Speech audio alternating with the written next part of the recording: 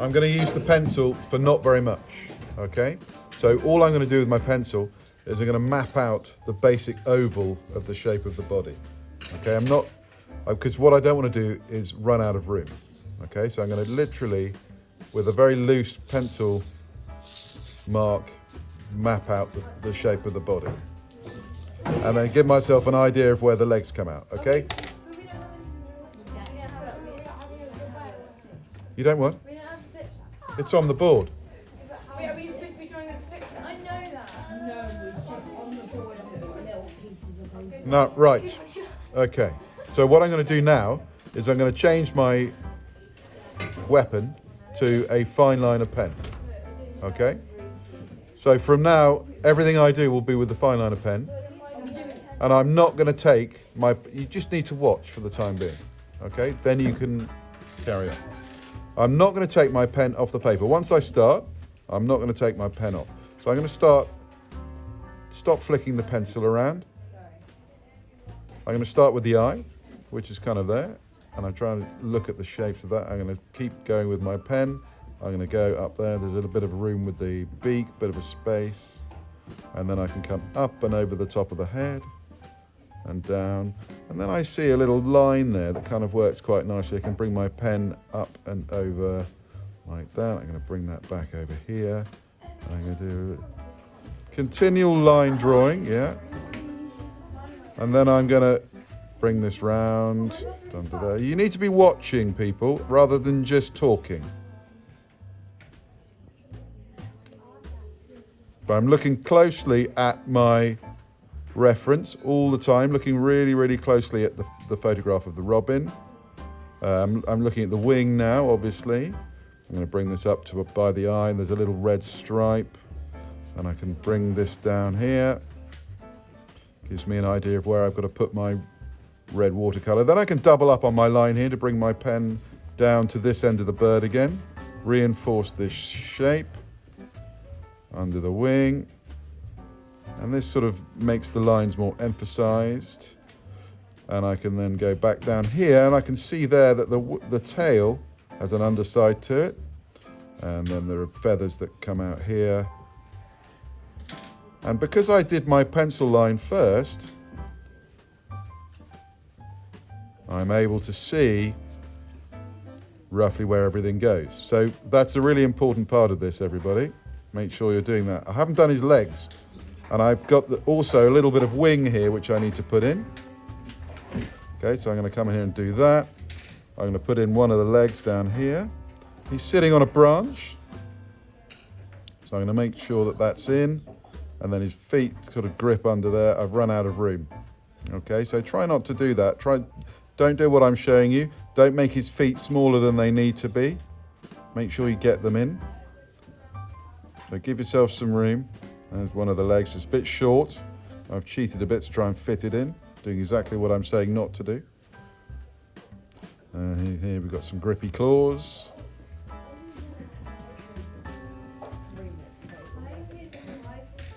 Okay, so here we go, a bit more clawage. And then I'm going to draw the branch that he's sitting on, which is going to go up there. And I'm going to put in a little bit of mark here, because I'm going to cheat a bit. I'm going to make it look like it's snowy. Okay? So there. That's what I want you to get to. Okay? Right, so then what I'm going to do is I'm going to tear up some little bits of newspaper. And I'm going to use Pritt stick. Please stop talking about everyday life. This is an art lesson. Concentrate.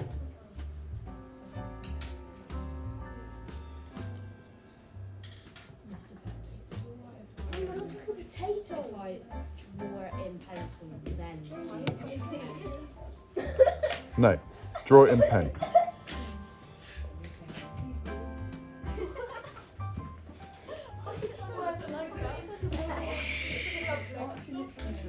Right, if you've finished your line drawing, you can come and get some newspaper, and you can start to fill in bits of colour or tone, you're going to decide, with bits of newspaper.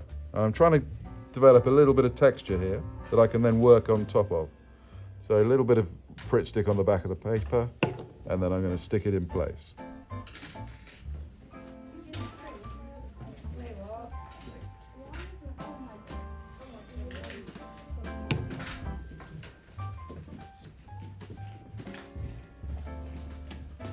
I'm done. Wait, what do I do with the newspaper? I like stick it on. Tear off little bits, find a suitable bit of texture or colour that you like, and you can then stick on little bits. That's good.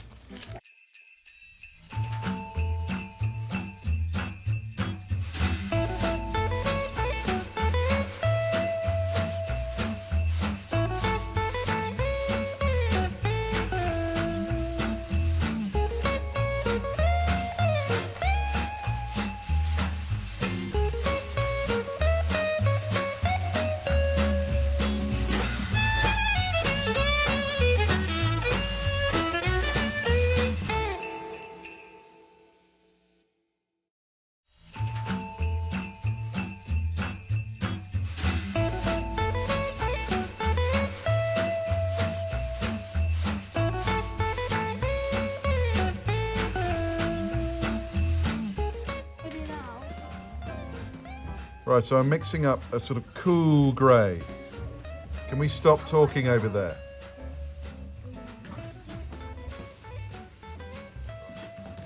So I'm going to mix up a cool grey, and I'm making lots of it because I want to put some tone into the background. So with plenty of water, I'm looking at where that tone needs to go. And the idea of putting tone in the background is it gives a kind of wintry grey colour, but also it adds atmosphere, because then if I want to show light on the robin, so if you look at the top of his head and the top of his beak, there's an area of light, and we only see that because it's got dark grey in the background. So I'm going to put that in. It's not dark, but it gives you an idea of a kind of wintry colour behind his head. I'm not going to paint right to the edge of the paper. Keep putting a little bit more blue just to change the hue a little bit.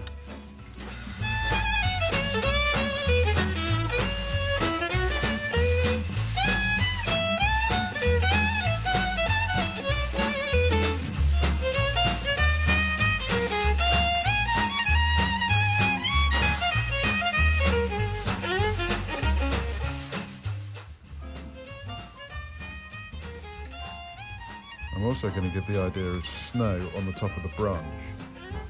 So to make it look like snow, it's got to look the white of the paper. So I'm not going to put any tone onto that top bit of the branch at the moment. I'm going to just drop in some colour behind it so it looks like it's in the air behind.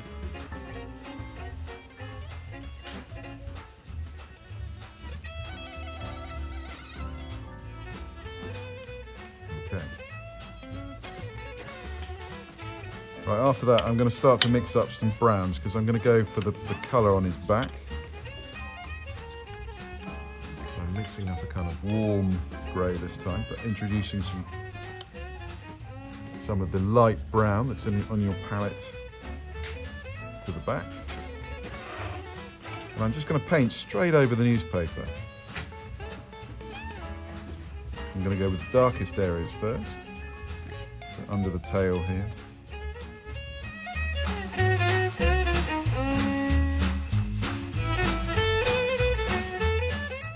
Quite a bright area of blue just under his wing, just in here. It's kind of bluey grey.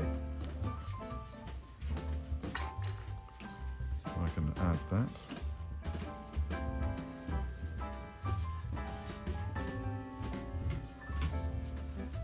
And hopefully you can see how the newspaper, you can see the newspaper through the paint. It gives quite a nice effect.